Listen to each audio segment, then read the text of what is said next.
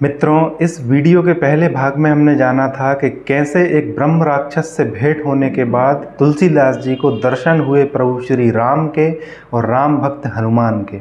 उसके बाद प्रभु श्री राम ने तुलसीदास जी से कहा कि अब तुम वह कार्य करो जिसके लिए तुम्हारा जन्म हुआ है। तो मित्रों, आज इस वीडियो में हम जानेंगे कि कैसे श्री रामचरितमानस विश्व का सबसे प्रसिद्ध महाकाव्य बना और कैसे भगवान भोलेनाथ ने इसे अपनी सम्मति दी। नमस्कार मित्रों, मैं शुभम शर्मा आपका बहुत बहुत स्वागत करता हूं मेरे YouTube चैनल सनातन ज्ञान में। चलिए वीडियो शुरू करते हैं। मित्रों, 1627 में हनुमान जी की आज्ञा से तुलसीदास जी अयोध्या की ओर निकल पड़े।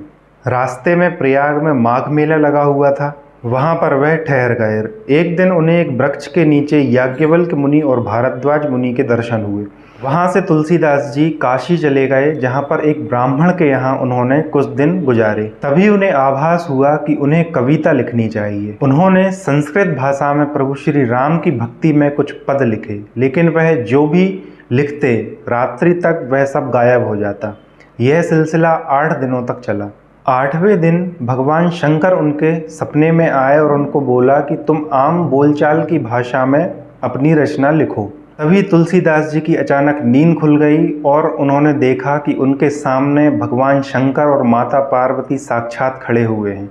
तब भगवान भोलेनाथ ने कहा कि तुम अयोध्या जाकर रहो और वहाँ पर काव्य रचना हिंदी में करो। मेरे आशीर्वाद से तुम्हारी रचना साम वेद की तरह फलवती होगी। इतना कहकर गौरी शंकर अंतर्ध्यान हो गए और तुलसीदास जी अयोध्या के लिए निकल गए। जिस दिन तुलसीदास जी अयोध्या पहुँचे वह सन था संवत 1631 और दिन था रामनवमी का। रामनवमी के उस दिन पूरे संयोग वैसे ही बने थे जैसे कि प्रभु श्री राम के जन्म के दिन बने थे। तुलसीदास जी ने रामनवमी के दिन ही रामचरितमानस की रचना शुरू करी और 2 वर्ष 7 माह और 26 दिन में इस रचना को पूर्ण कर दिया। संवत 1633 में मार्गशीर्ष शुक्ल पक्ष में राम विवाह के दिन 7 कांड पूर्ण हुए। उसके बाद तुलसीदास जी अयोध्या से काशी चले आए और उन्होंने भगवान विश्वनाथ और माता अन्नपूर्णा पार्वती को सर्वप्रथम अपनी रचना सुनाई और इस पर लिखकर अपनी प्रतिक्रिया मांगी। कथा सुनने के बाद स्वयं भगवान विश्वनाथ ने भोलेनाथ ने अपने त्रिशूल से 3 शब्द प्रकट किए जो कि श्री रामचरितमानस की मूल प्रति पर छप गए। वह शब्द थे सत्यम शिवम सुंदरम। और माता पार्वती ने इस ग्रंथ को नाम दिया श्री रामचरितमानस। और उसी समय एक आकाशवाणी भी हुई जिसे वहां पर उपस्थित लोगों ने साफ साफ सुना। ये तीनों शब्द आकाश में गूंज गए थे, सत्यम शिवम सुंदरम। जब तुलसीदास जी ने रामचरितमानस का प्रचार करना प्रारंभ किया तो इसकी सफलता को देख करके और तुलसीदास जी की ख्याति को देख करके कई विद्वानों एवं आचार्यों को बड़ी ईर्ष्या हुई, जिसके कारण उन्होंने इसका विरोध किया और प्रमाणीकरण के लिए श्री रामचरितमानस को मधुसूदन शास्त्री जी के पास लेकर गए। मधुसूदन शास्त्री जी उस समय शास्त्र के बहुत बड़े ज्ञाता माने जाते थे। उन्होंने इस ग्रंथ को पढ़ने के बाद अपनी प्रतिक्रिया में एक श्लोक लिखा।